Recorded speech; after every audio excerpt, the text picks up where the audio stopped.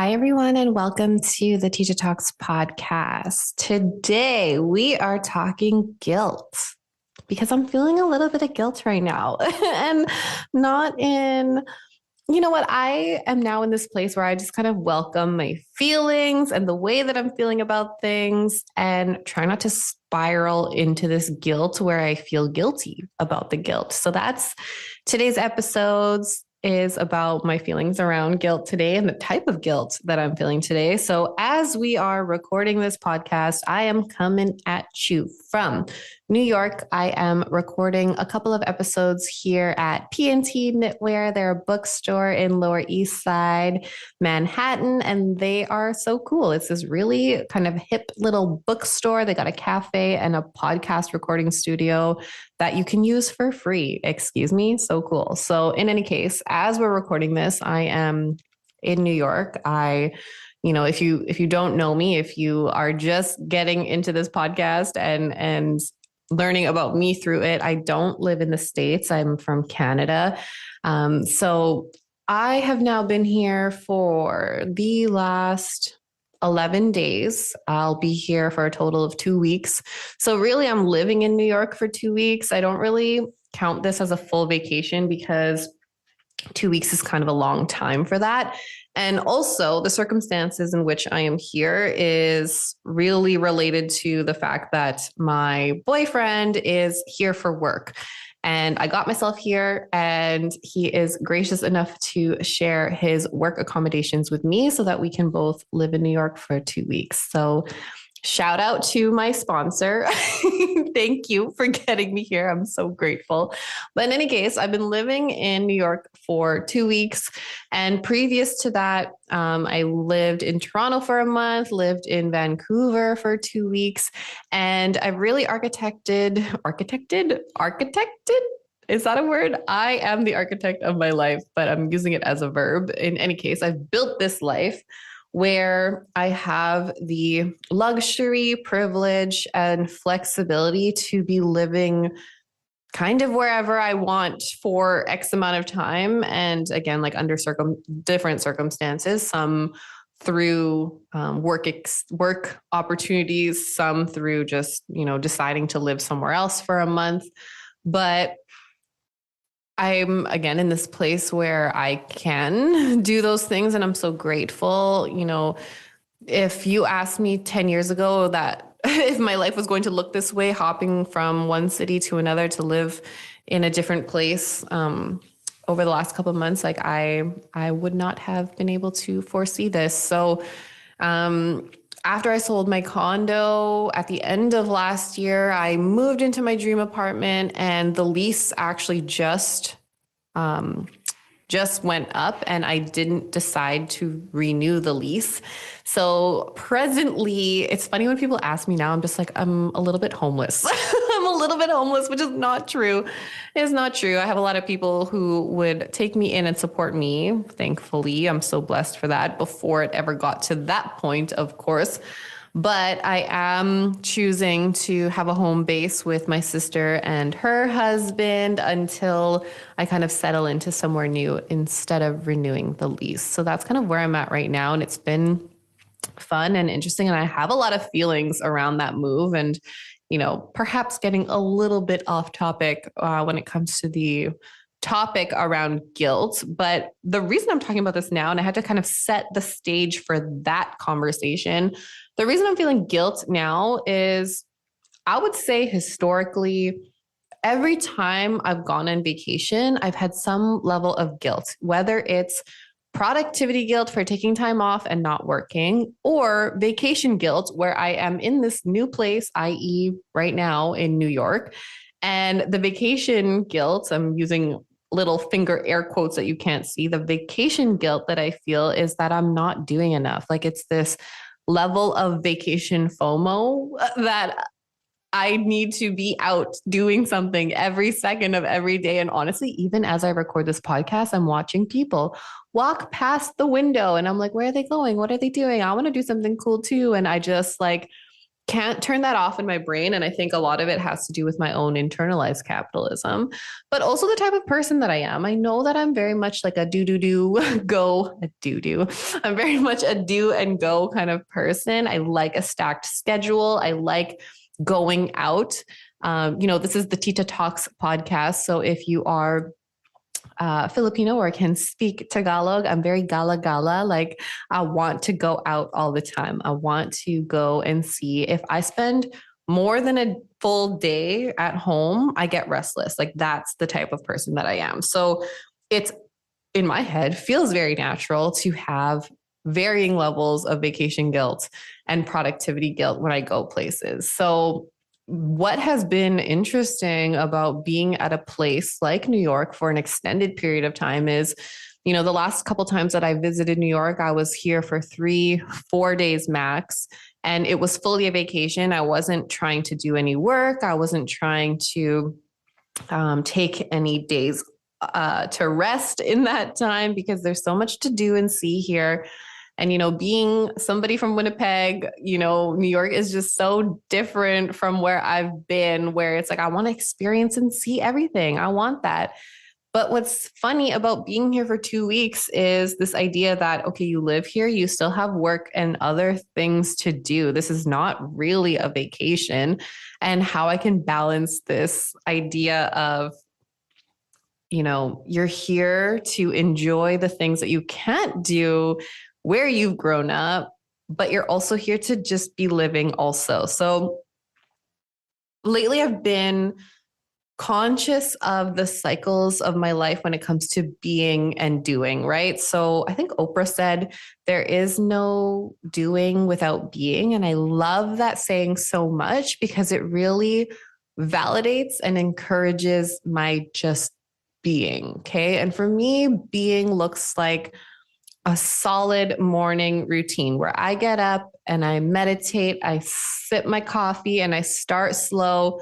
I maybe go work out or take a minute to myself, journal. That's a big one for me, but that being is very important. And again, that looks very different on different days.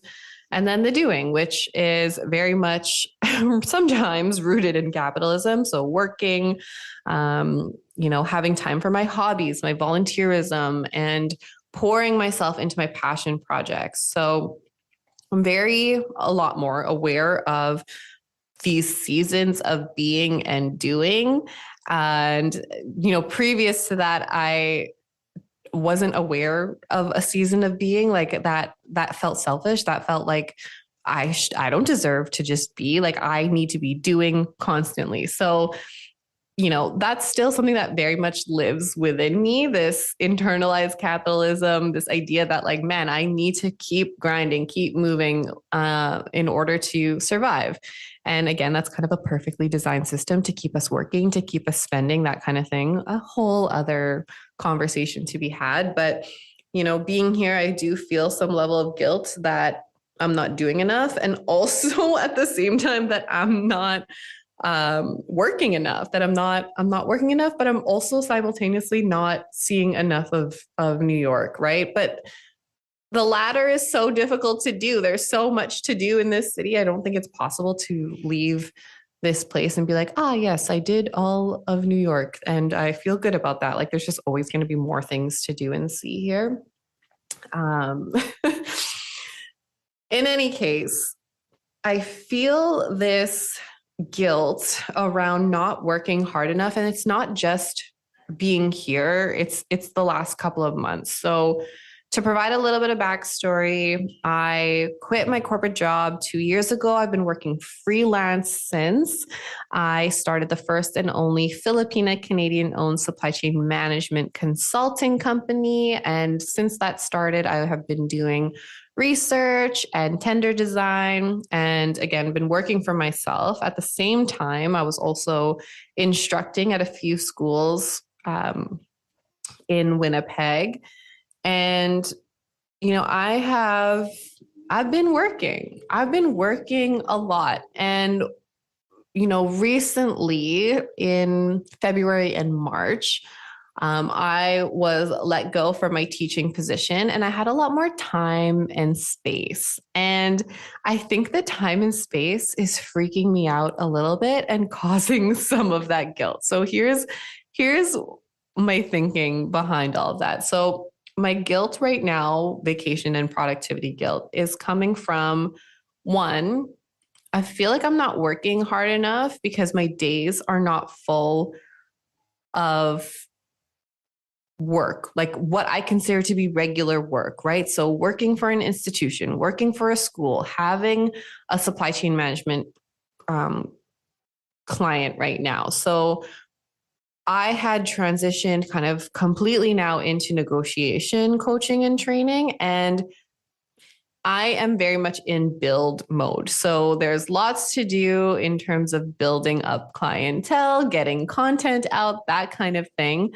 And everything feels so new and so different because the work is very unfamiliar to me. So I feel like I'm not doing enough because the thing that I'm trying to fill enough of is what's familiar to me, a kind of work that feels familiar. So regardless of what I do, even if I did put in a 10-hour day, which mind you, I'm not, uh, even if I did put in a 10-hour work day, it probably still wouldn't feel like enough because it's unfamiliar to me. So for whatever reason, me and my body, I feel guilt around that. And what's funny is as I'm talking about this, I'm like, oh yeah, that's what it is. So just a quick note for me to say like, hey, I'm very grateful for the ways in which this podcast is healing for me and maybe hopefully for community as well. So that's the first point in which I feel guilt. And the second piece is that I'm here because Eric, my boyfriend, is here for work. And the type of person that I am, and this is a whole thing to unpack as well, is this feeling of needing to be hyper independent.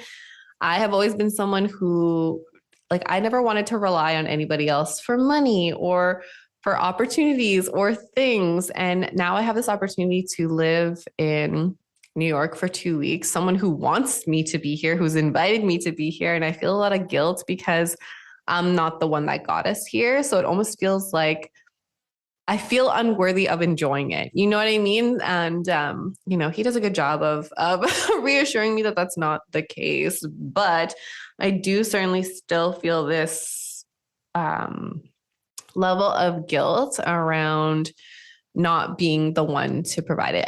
And historically, I have been kind of the breadwinner, in my own opinion, in other scenarios. So I'm kind of used to being the person who just like, I always had it. I was the one who had the opportunities that brought us places or the dollars to facilitate that, whatever that looks like. But in any case, I feel some level of guilt around the fact that like, I just get to stay here. And that's it, just for existing and being in partnership with someone who has that opportunity. And again, like I'm very grateful, but yeah, I do feel some level of guilt because I wanna feel like an equal contributor in that equation. But then again, I think about what is that really rooted in, and if the tables were turned, I wouldn't feel any kind of way about it. But yeah, I really do think there's like a level of internalized capitalism right now where I just like everything about this makes me feel just little increments of guilt. Like I'm not saying the guilt is like stopping me from doing things in my day or whatever, but I definitely feel it, and it definitely weighs. Like I can feel the weight of it for sure. And yeah, I feel like just FOMO is the last level of guilt where I'm just like, oh man, like I feel like I'm missing out. Or if I choose to do even this activity right now, like I'm recording for a couple of hours today, and mind you, I love it. This is fun for me to do. But again, I'm watching people walk past in the street. And I'm like, where are you guys going? What are you guys doing? I want to do a cool thing. So yeah, it's interesting to think about all these levels of guilt. And I really need to check myself in these moments. And I mostly see it as a call to be present in what I'm doing, right? Because at this point, I really have two choices. I can sit and wallow in the guilt, which I have done in the past, certainly. And I tend to get into this vicious cycle of, okay, here's this thing that I feel guilty about.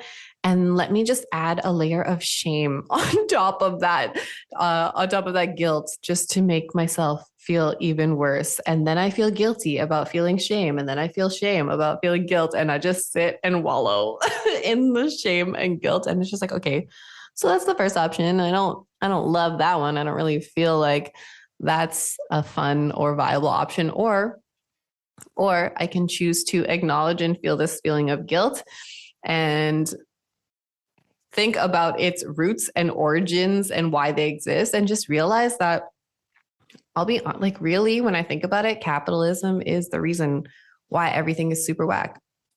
And I don't actually believe that my value or place in the world is based on how much I output.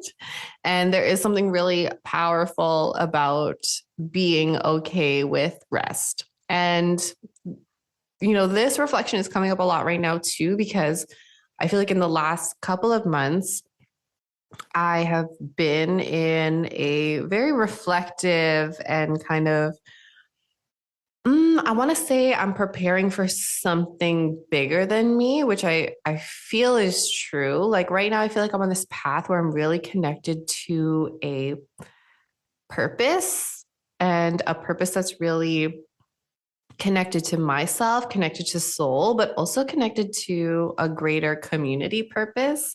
Um, and again, like if you follow me on Instagram or elsewhere, I'm really excited to bring negotiation skills into community in a way that helps us to have opportunities for wealth building. So that's kind of where I'm at with my career. And, when I quit my job 2 years ago, at that point, we were working 60-hour weeks, work from home.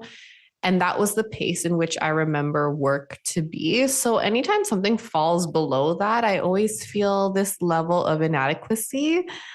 And then I have to question that and think about like, okay, so whose voice is that? Or who is telling me that that is not enough? Um, Getting let go from a job or quitting a job, especially in a line of work that you've been doing for a long time. Like I had been a buyer for, again, almost a decade. What I experienced and felt during that time was that my identity and who I was, it felt stripped. Like I couldn't hide behind a career anymore. I couldn't hide behind a job title or a salary. And I was really, and even now still, I'm faced with this question of like, okay, so who am I outside of these identities? And I think those are questions that I had sat with, all throughout the pandemic, like that slow time alone.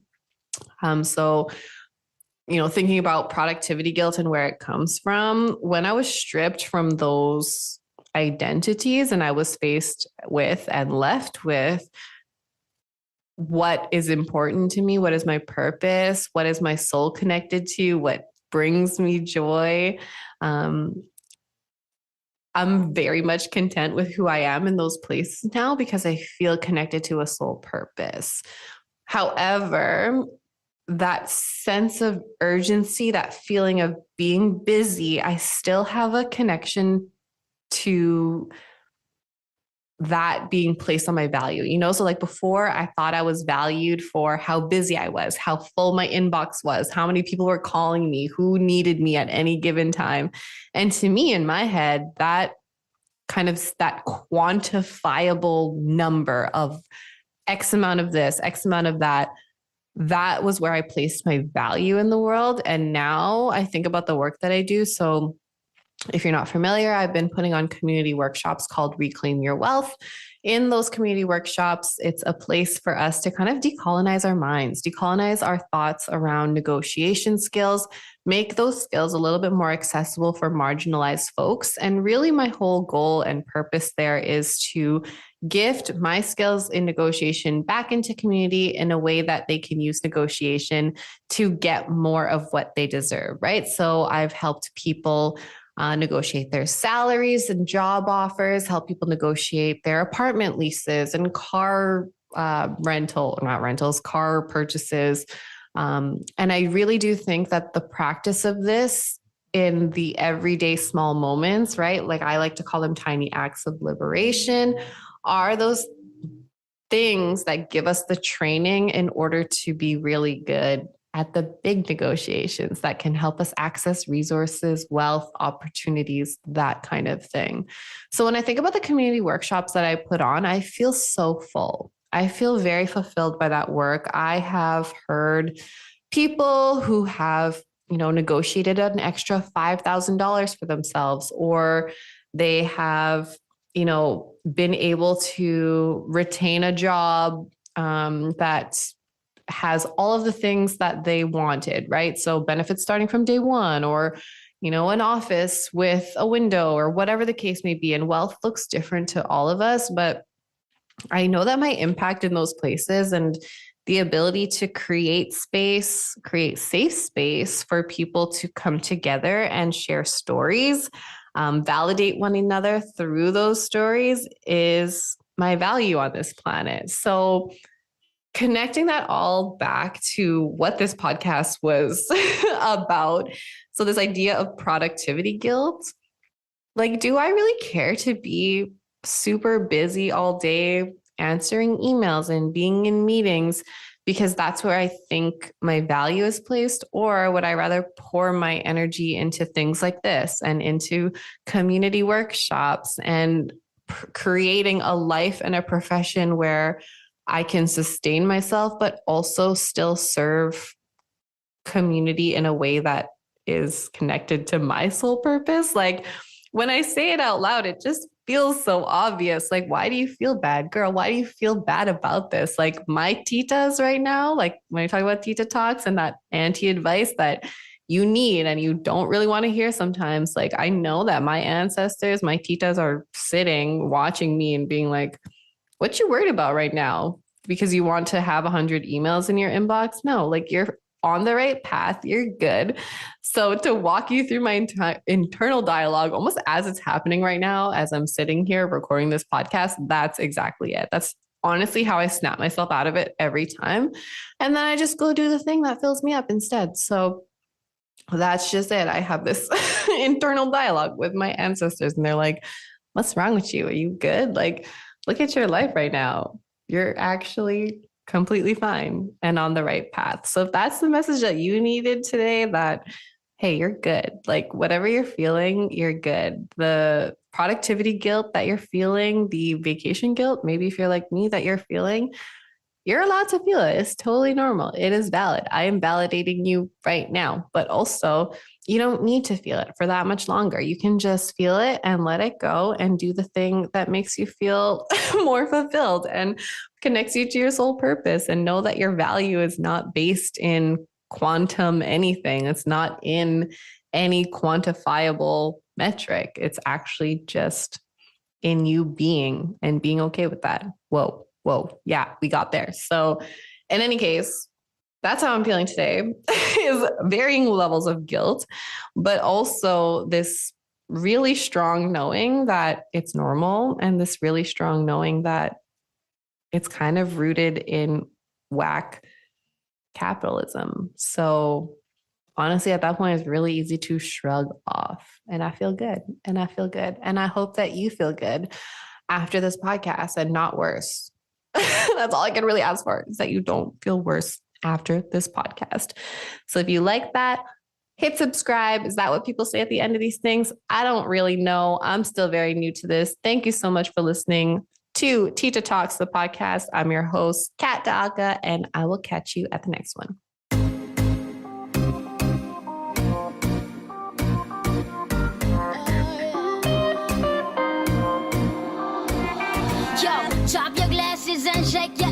I wanna get with you and I feel like real nasty. Yo, you make me feel like it was the days out. And oh, let me hold me, shoot it in like you're going. No one can do it better than that. Listen to me, baby, like it's slow it like that. Got me, papi, let me sit you right back. Wanna be my fat dough when I sing and lean back. Darling Tita, nice to meet ya. I could be your mama Tita, but the refund with a FIFA on, with a blunt, Mr. James Bond. If you down, fucker, let's get it on. You really need the Cebuana. I'm more than a summertime lover. Arriba, arriba, arriba. Kapia, kapia, kapia. Baby, you really need the Cebuana. You really need the Cebuana. You really need the Cebuana. Cebuana padala.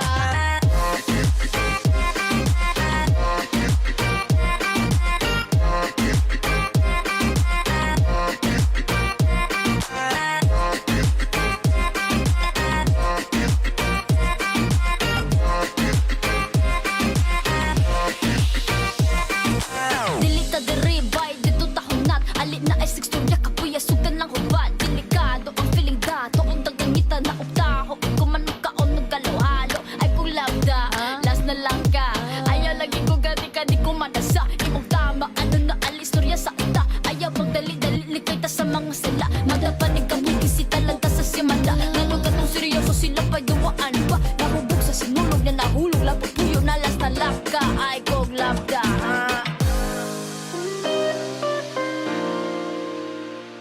Yeah, yeah. You really need the Cebuana. I'm more than a summertime lover. Arriba, arriba, arriba. Kapia, kapia, kapia. Baby, you really need the Cebuana. You really need the Cebuana.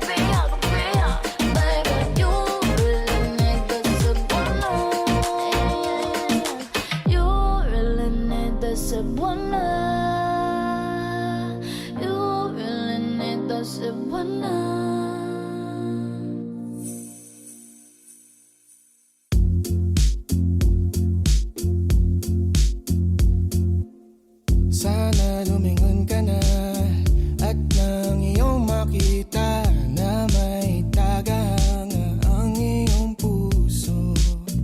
Ba't ba babago-bago? Di ka ba makontento? Alam kong nakakatakot, dito naman ako.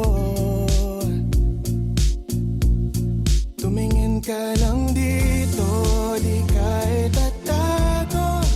Pagsisikawan ng awit na to. Kahit sa malayo, kita ka sa dulo. Kaya pahinga ng puso mo. Nandito na ako.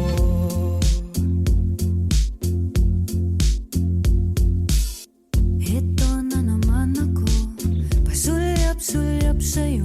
Minsa'y nagtatama ang mata, pero baka ika'y naiilang na. Di ko maamin, tuwag aking damdamin. Gagawin na lang bang lihim? Masasabihin ko. Sige na nga. Tumingin ka lang dito, di ka itatago. Ipagsisikawan ng awit na to. Kahit sa malayo, kita ka sa dulo. Kaya pahinga ng puso mo. Nandito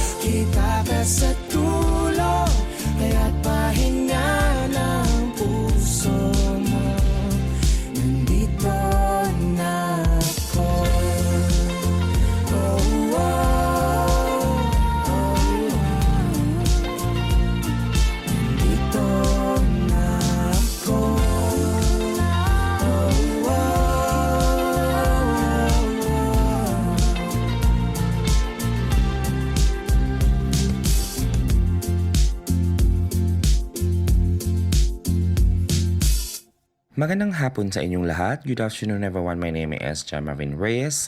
I am a youth leader, community organizer here bringing you important news back home in the Philippines. The article is from Rappler with the title, "The Foreign Divorce Now Recognized by the Philippine Courts." Divorce obtained abroad even through mutual agreement may be recognized in the Philippines according to the Supreme Court. The landmark decision penned by the Associate Justice T.I.T.A expands the scope of foreign divorce recognition in the country, which had been long contentious. In its ruling, the Supreme Court clarified that the Philippine courts may recognize divorces obtained overseas regardless of whether they were achieved through legal or administrative processes or even mutual agreement. The Supreme Court decision cited in the case of the Filipino citizen Ruby Cuevas Nang, who married Japanese national Akihiro Sono in Quezon City in 2004. After the couple relocated to Japan, the relationship deteriorated, leading to a divorce decree by mutual agreement in Japan. The Japanese embassy issued a divorce certificate attesting to the arrangement. Acting on Nang's petition, a regional trial court in the Philippines issued a judicial recognition of her divorce, allowing her to remarry. However, the Office of the Solicitor General, or the OSG, challenged the RTC ruling, arguing that the only court-issued foreign divorce decrees should be recognized in the Philippines. This was debunked by the Supreme Court. Filipinos previously married to foreigners can seek judicial recognition of their foreign divorce under Article 26, Paragraph 2 of the Family Code. The High Tribunal emphasized that whatever way a divorce is settled is irrelevant as long as it is legally valid in the country of the foreign spouse. The decision aims to prevent a situation where a foreign spouse can remarry while the Filipino spouse can remain legally bound to the marriage. In Nang's case, she claimed that the Japanese law permits divorce by mutual agreement or judicial action. However, the Supreme Court had to remand Nang's case to the RTC, to which she had been present first an authenticated copy of the relevant Japanese divorce law. According to Rule 132, Section 24 and 25 of the revised Rules on Evidence, foreign public documents must be validated either by official publication or by copies attested to by the legal custodian.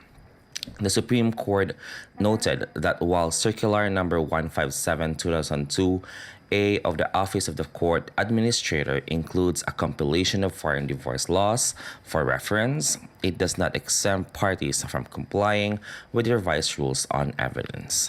The article was written by Christine Boton and published on September 22, 2024. Thank you so much for listening. Maraming salamat sa pakikinig. Once again, this is Marvin Reyes, delivering you Philippine news from abroad. Napapangiti mo ako kahit laka namang ginagawa. Parang di na to nakakatuwa. Nahuhulog na sa'yo.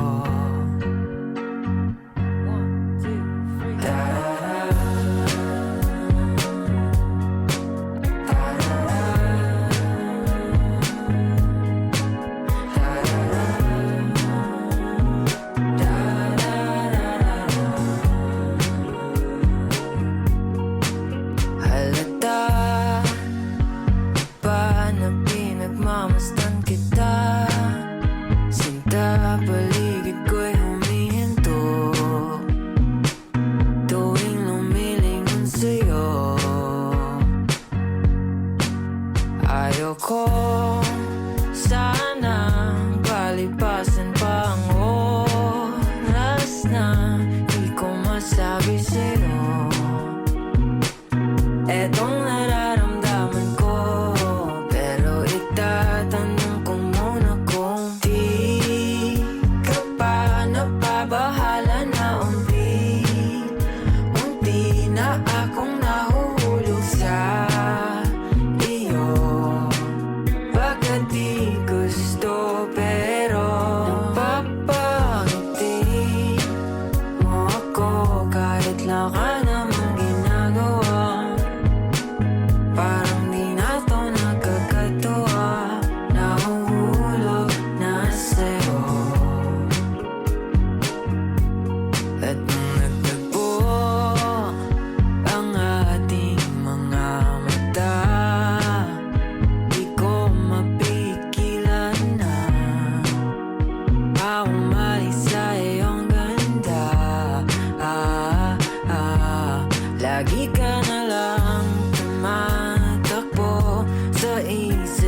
pag-ibig nga ba'y totoo?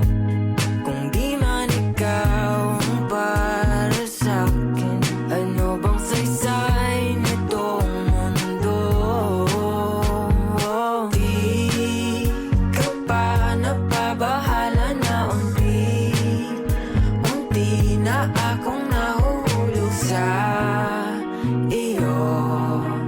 Pagkat di gusto pero napapangiti mo ako kahit lang ka namang ginagawa. Parang di na to nakakatuwa, nahuhulog na sa'yo.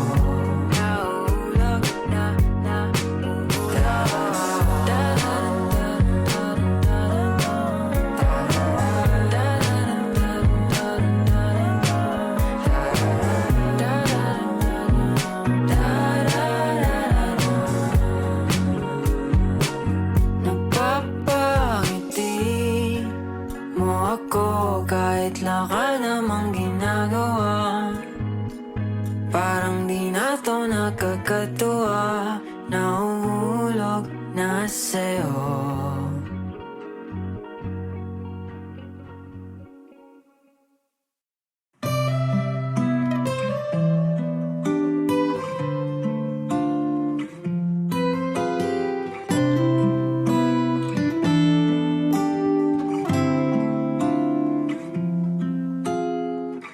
Sa'kin nakatingin, parang lumilipad na lang sa hangin.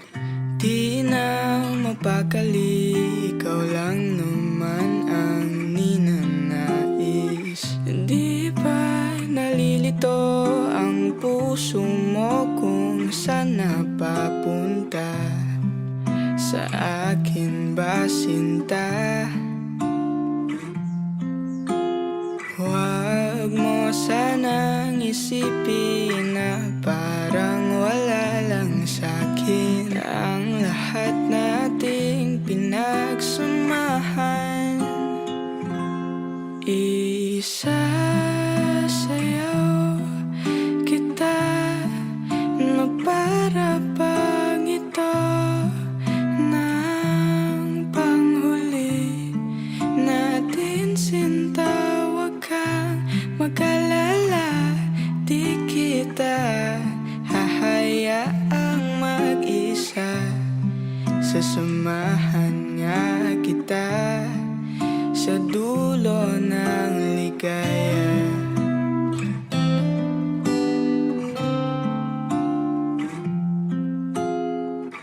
Di ba bahalata na iba ang ihip ng hangin dito? Kung pwede lang sabihin ng diretsahan ang aking gusto.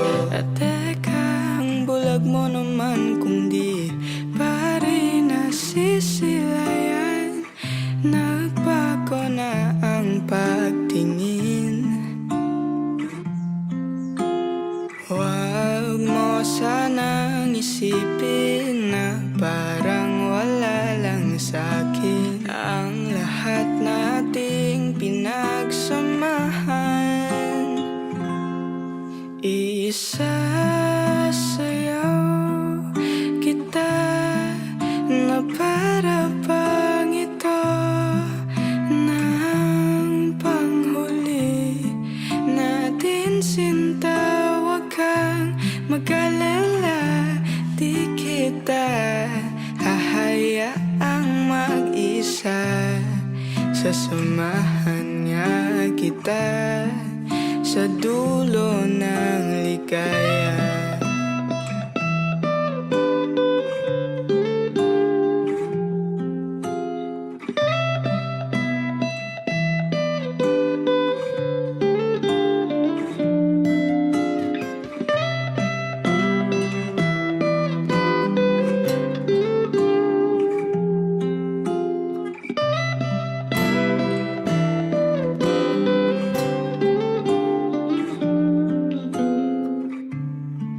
At ang oras ay tumatakbo. Di pa rin alam kung gusto mo rin ako. Isasayaw kita na para bang walang nakatingin sa atin, sinta. Huwag kang mag-alala, di kita hahayaang mag-isa. Sasamahan niya kita. Isasayaw kita na para bang ito ng panghuli natin, sinta. Huwag kang mag-alala, di kita hahayaang mag-isa. Sasamahan niya kita sa dulo.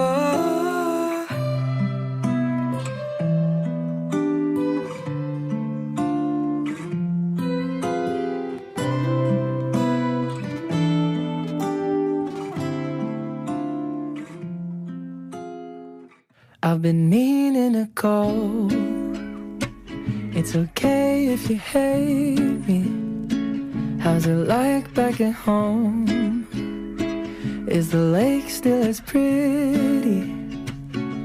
I see that we've been running around in these peculiar towns, different coastlines, and we've been way too busy. It's cool, it's nice to see we're still fools in the same light.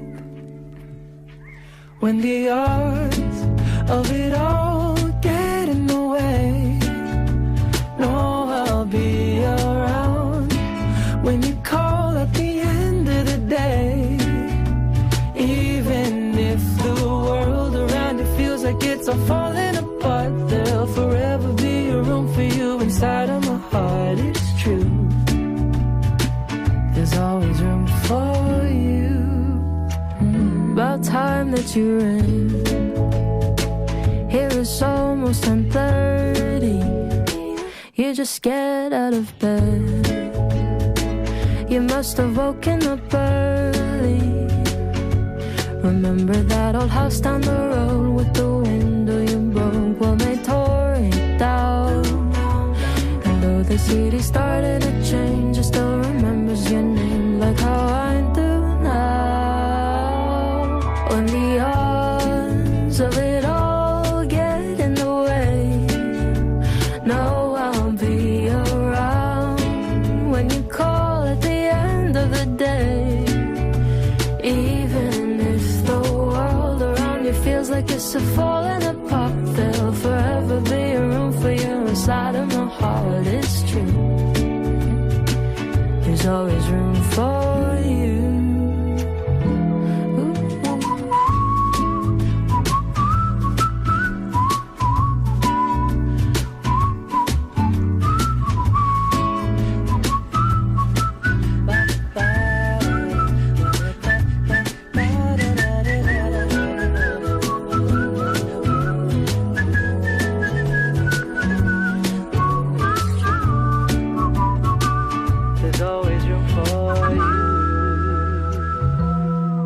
When the odds of it all get in the way, no, I'll be around when you call at the end of the day. Even if the world around you feels like it's all falling apart, there'll forever be a room for you inside of my heart. It's true, there's always room for you.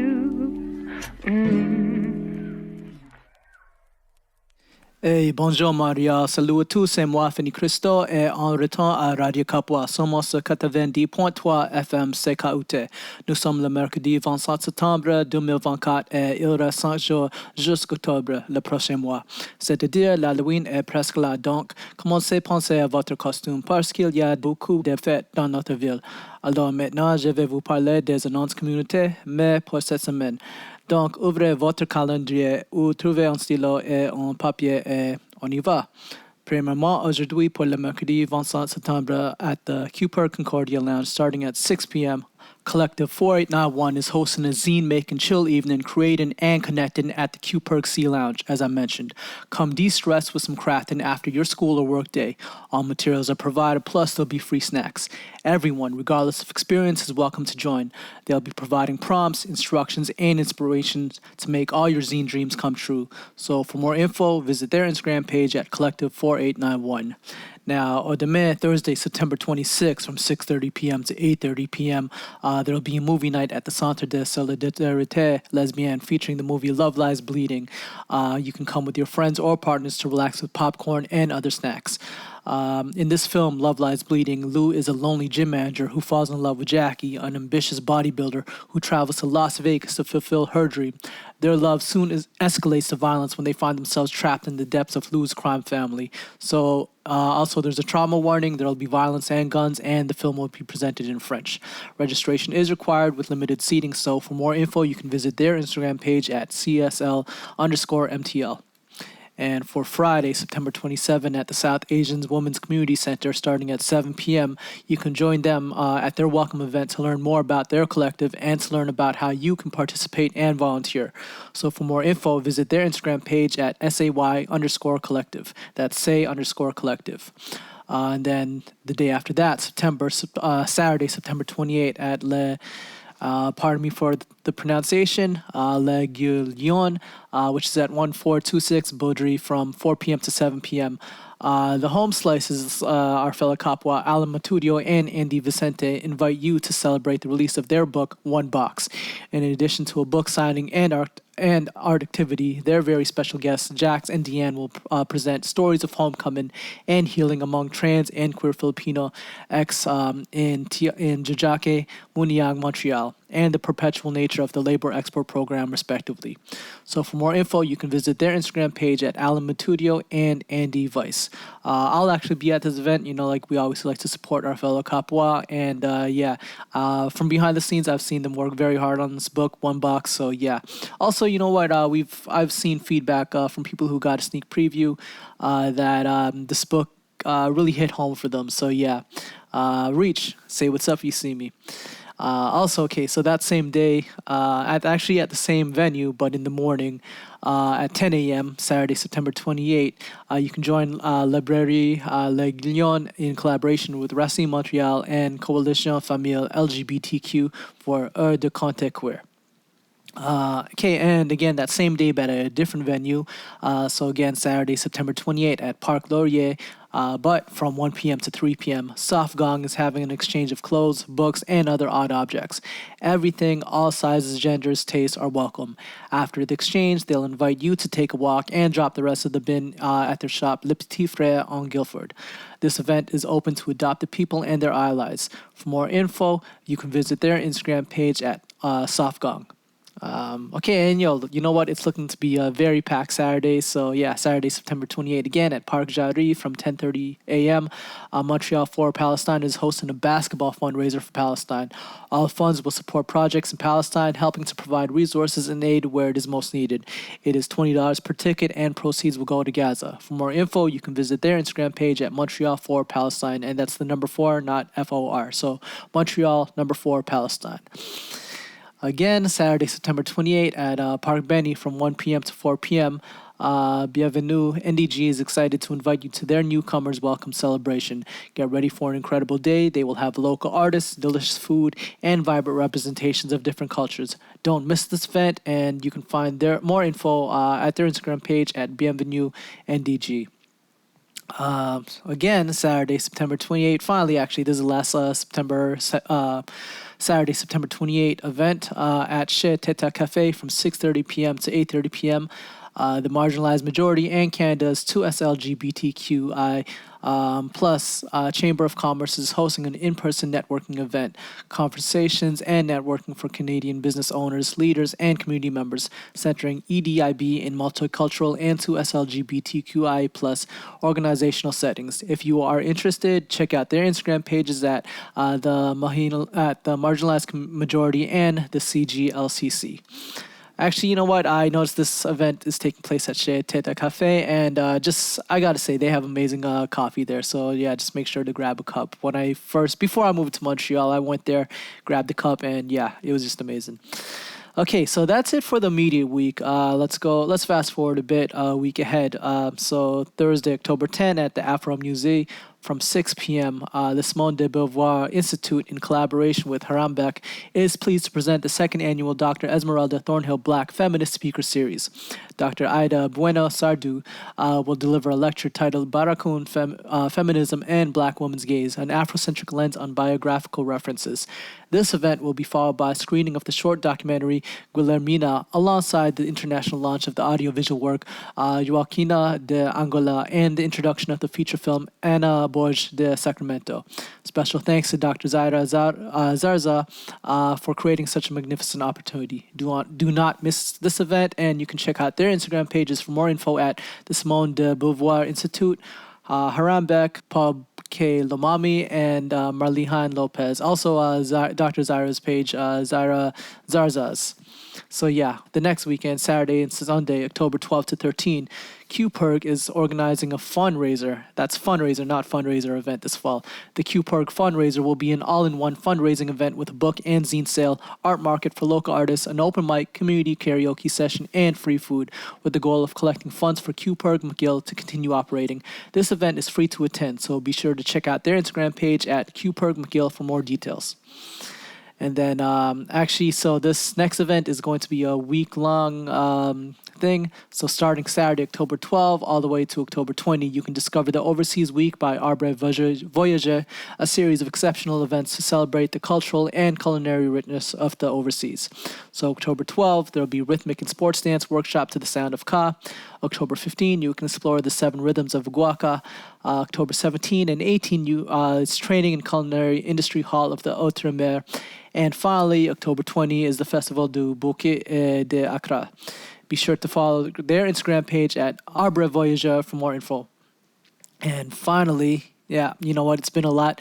Thursday, October 17 at Head and Hands, which is at 3465 Avenue Benny from 5 p.m. to 7 p.m. You can join a social evening of drinks, food, and networking by the Head and Hands Adome legal program. Whether you're a law student, legal professional, or simply a part of the community, this event is for you. Come to connect with your neighbors, meet the legal program, learn about their services, and expand your legal knowledge. They'll be hosting a raffle with loads of fun prizes to win. Tickets will be starting at $10 and available to purchase on location. All funds raised will be going towards their legal program and the Head and Hands Emergency Legal Fund. That provides youth the opportunity to connect to necessary legal services. Check their Instagram page at Head and Hands for more info, and that is spelled head_and_hands.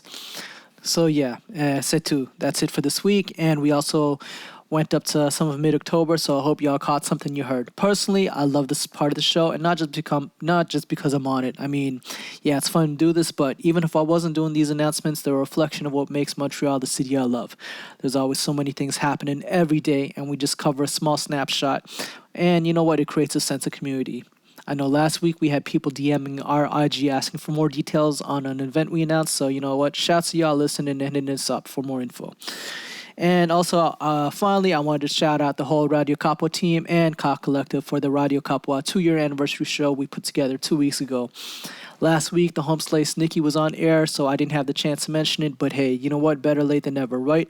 So yeah, shouts to everyone who helped put the show together, particularly our lead audio engineer, Laura, and the Ka Collective homie, Alan Matudio from, and we all represented Santa Kapwa.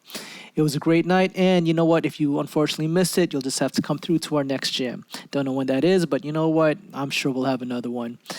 Okay, so yeah, I'm running out of time now, so I'm going to have to say peace out. But you know what? Catch us next week, same time, same station, 2 to 3 p.m. on 90.3 FM, CKUT.